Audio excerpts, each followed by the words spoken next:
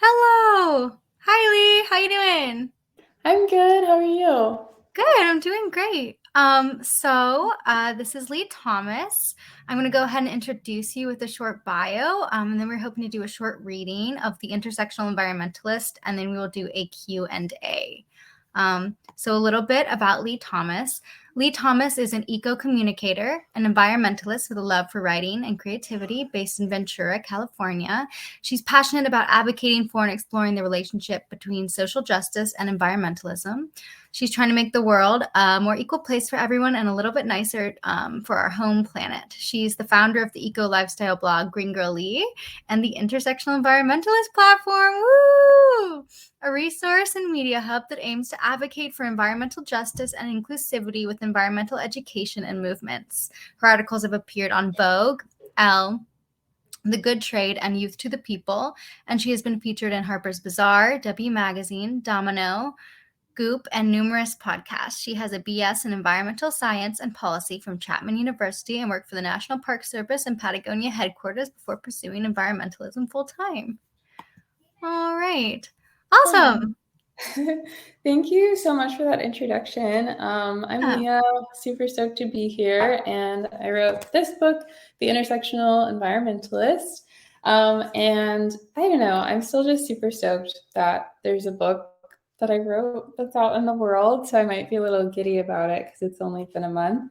But for people who are curious about what this book is about, I'm just going to read about 2 paragraphs from the introduction, which serve as kind of a thesis statement for the book. This book is largely based on my experiences as a Black woman in the environmental and sustainability field, and how I really think it's important to also consider the protection of all people within the context of our advocacy to save our home planet. So without further ado, let me figure out where to place this. I never know. But yeah, I'm going to get started.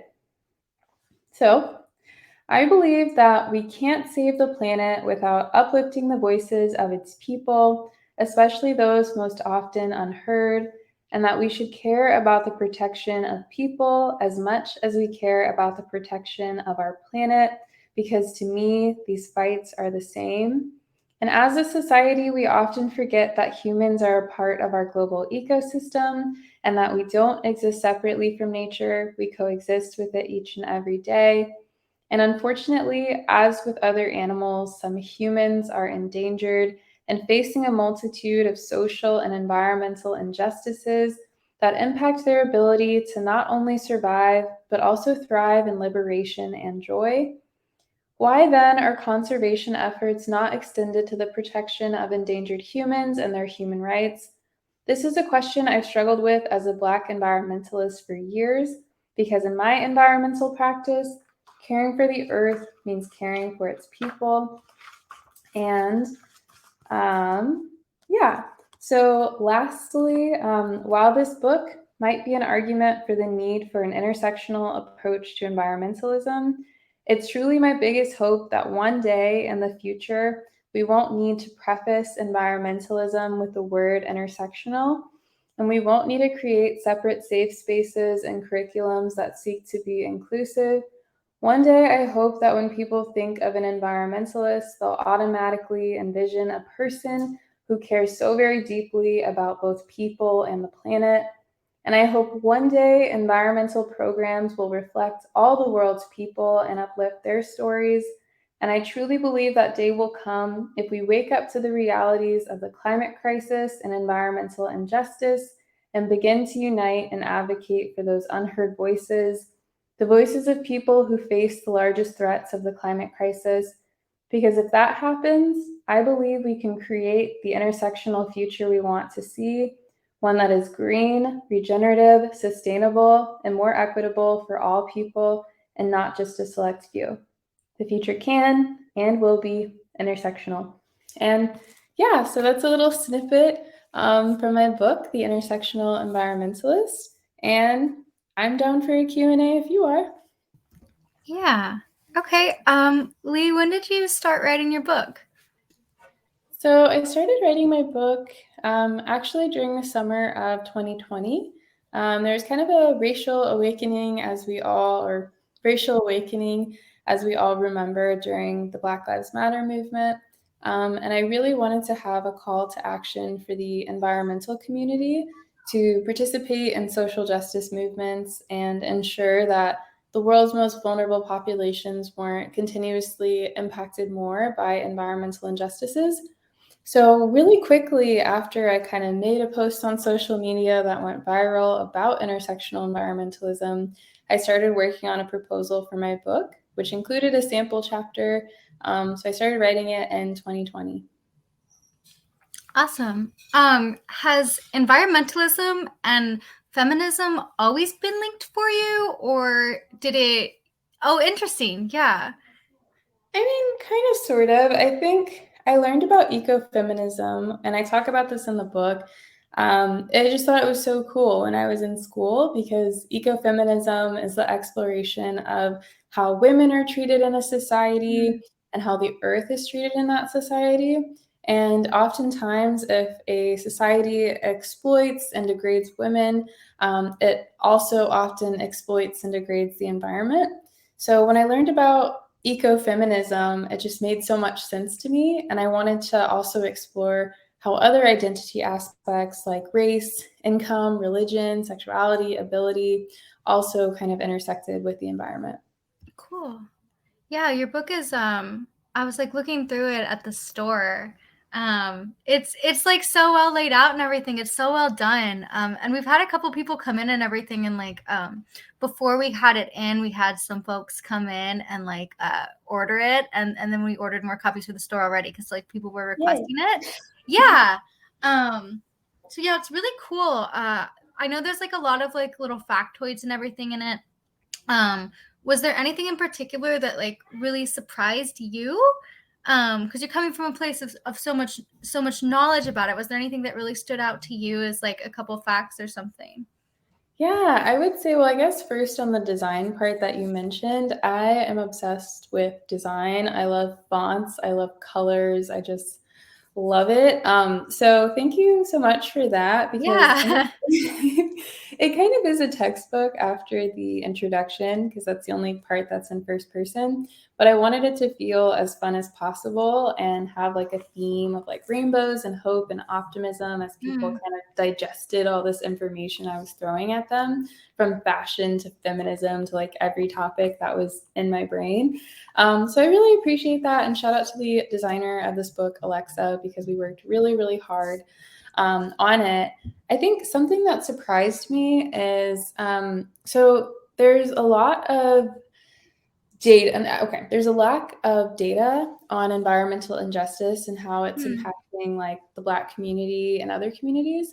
But it was also really hard to find data, which is important as we're approaching AAPI month, which is like Asian American Pacific Islander month, which is in May. It was so hard to find data about the AAPI community. And when I did, a lot of that data was kind of accumulated together and not separated when we're talking about like Southeast Asian populations and Pacific Islander populations.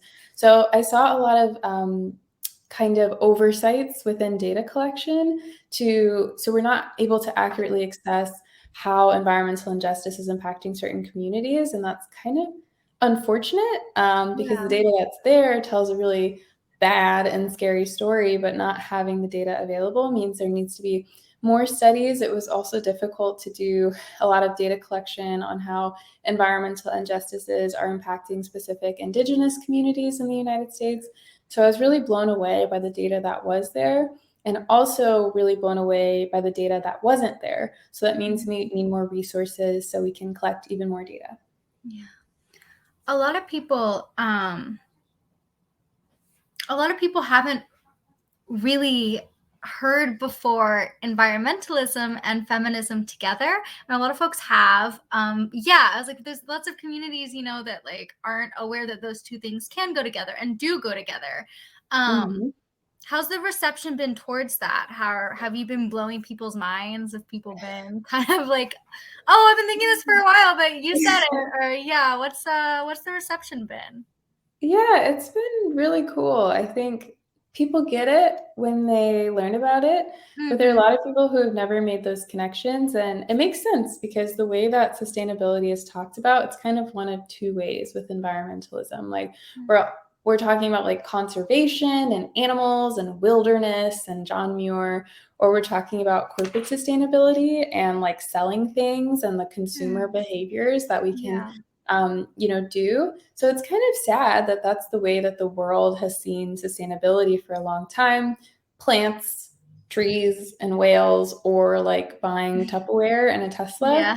And showing people that no, we are just reminding them that we're animals too, and our cities and towns are also ecosystems, and that we're always a part of nature. And not only that, there's so many intersections between our identities and cultures and the ways that we relate to the environment. I think it's been really empowering for a lot of people to understand that maybe their culture is also connected to environmentalism in some way. And then I think for some people, it just completely goes over their head. And I think that happened to me when I learned about ecofeminism for the first time. Like, you're telling me there's a field of study and a framework that talks about feminism and women's rights in the environment. How does this exist? But then when you look at the origins of environmentalism and even the origins of the word like tree huggers, it's because there was this really cool collective of women in India that surrounded trees hand in hand, trying to protect trees from being cut down. So there's really cool nuggets of history about women's rights and empowerment and caring for the environment. And I think when I can show people those examples, it starts to make a little more sense. Yeah. Your book has done so well, it seems. I know that we were looking up in the store, and in our system, like we have, rankings of like our best-selling books and everything. And you're really up there. Were you surprised by like how well it did? Were you expecting like a lot of people to support it, or are you kind of just expecting it to be a small niche book? Yeah, I mean, I really thought it was going to be niche, but I found out that I was an indie bestseller on bookshop.org. Yeah, totally. So yeah, that was real. It's so cool. And that to me is the bestseller list that I want to be on. And not only that, I think people are buying my book more on indies than on Amazon, which is so exciting to me, and it makes me extra stoked. But no, I had no idea. I was just, I'm still shocked when people are like, "Oh yeah, I read your book." I'm like, "How'd you get it? Like how'd you get it?" Like, I just don't. It's still making sense to me that this is something that people can order. But no, I didn't expect it, but I'm very happy about it. Yeah, cool. Also too, if any of the folks watching want to ask a question, feel free to throw it in the box there. And I can bring it up too if anybody has any pressing questions they want to ask Lee. And then I can bring those up as well. Lee, how much research did you have to do for your book? I'm guessing a lot. Yeah. It was a lot, but I think the reason I was able to write this book a little bit faster was because we were in the pandemic, and at the time I was unemployed, kind of building a nonprofit about intersectional environmentalism. So I had nothing to do. I couldn't leave the house, and was just kind of in a research hole for a really long time, which was fun, and also looking back, kind of like frightening. But yeah, I did a lot of research because I know that people often need to see the data to be able to believe in an injustice, which makes sense. Numbers tend to convince people, sometimes not so much. But I really just got lost in the sauce, and I really enjoyed it. But I think there's like hundreds and hundreds of citations in the back of the book. So there's a lot of research that went into it. And the first chapter, or the introduction, is the only part that's in first person, and also the foreword from Gloria. And the rest of it is just referencing sociology, different environmental justice studies, different case studies, and also kind of talking about historical moments. So lots of research. What's like the one big takeaway you'd want people to take from your book? I know that's a really big, broad question. If I had one takeaway, it would just be we can't talk about environmental protection without also factoring in people.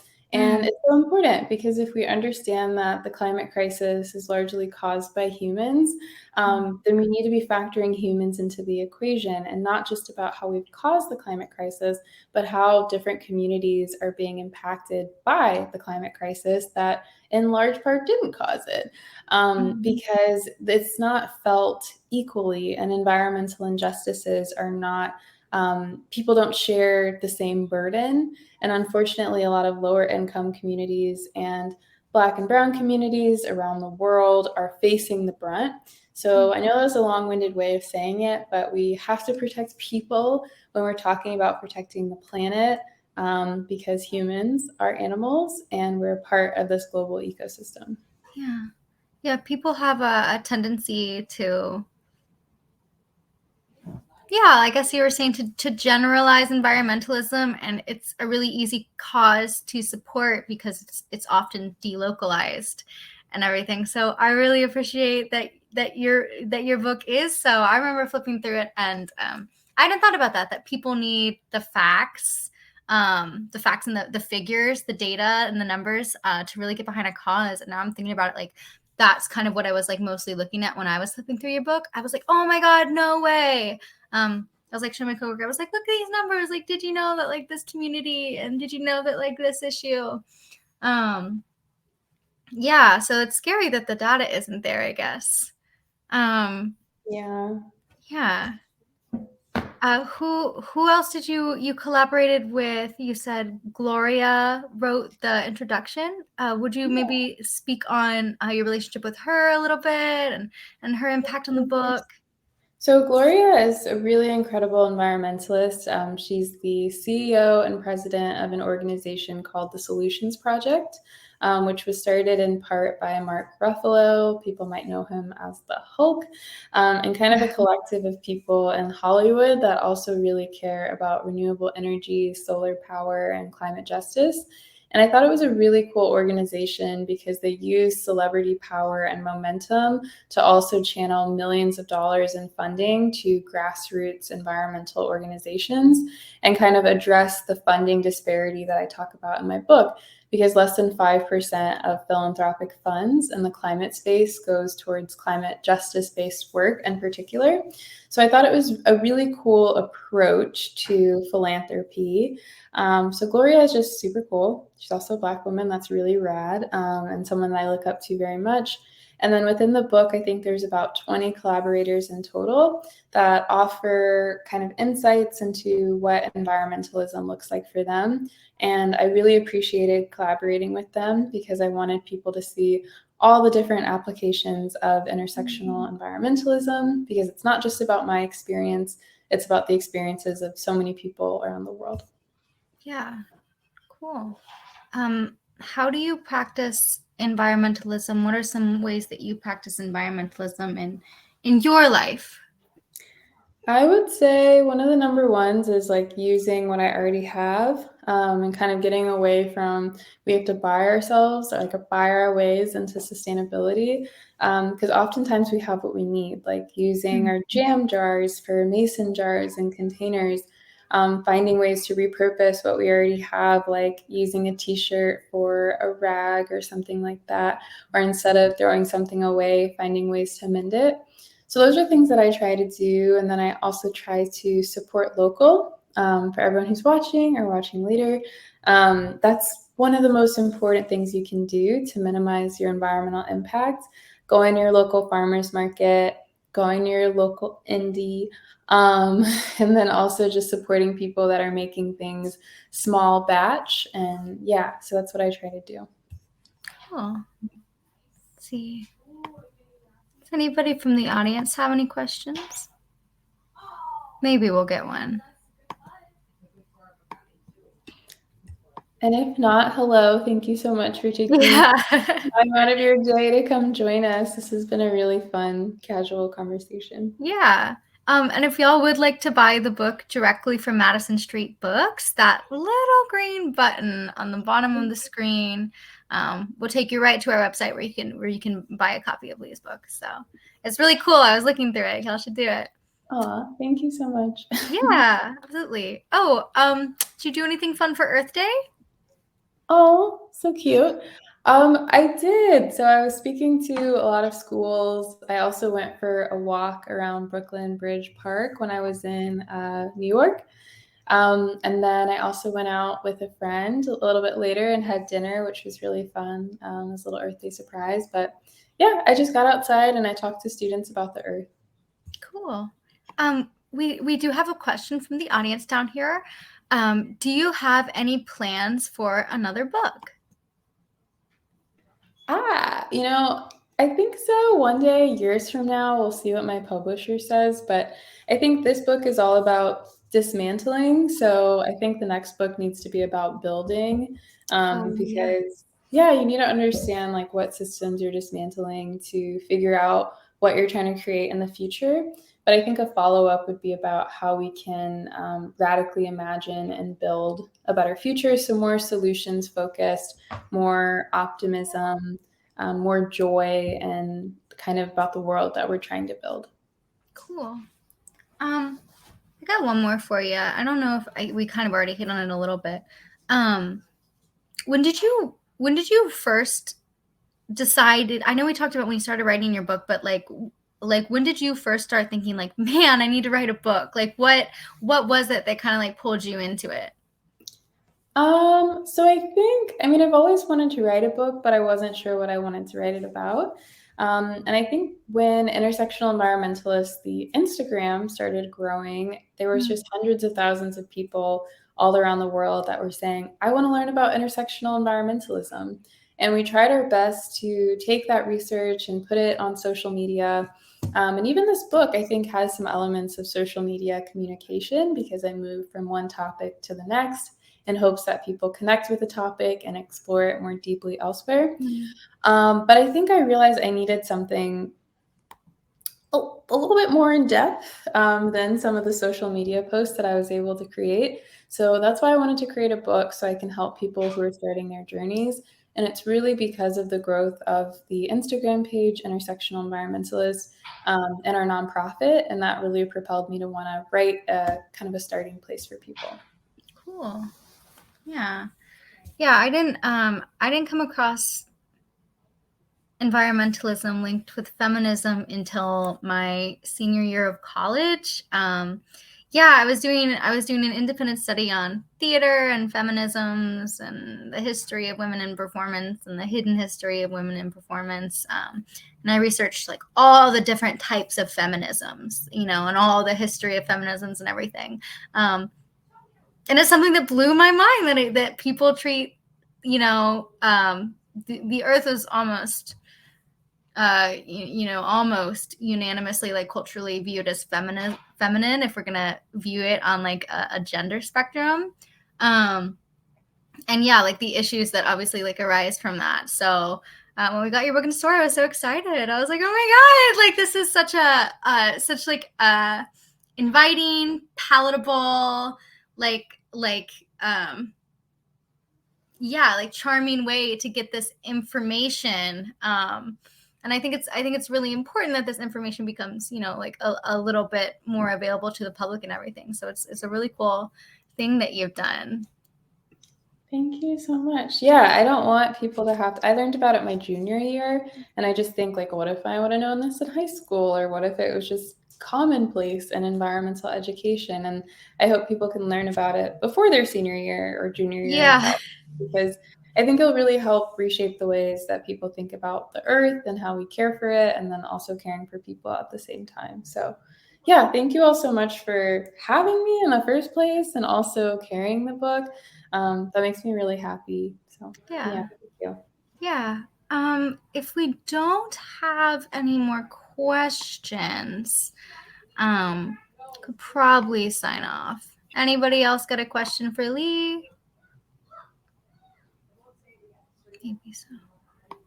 Well, Lee, thank you so much for hanging out with us today and for chatting. Oh, wait. Looks like we do have one down here. One of our viewers said thank you. Oh, shout out to you, Vanessa. Thank you. Yes. Go, Vanessa. Okay. Cool. Bye, everybody. See ya. Thanks so much, Lee. Bye.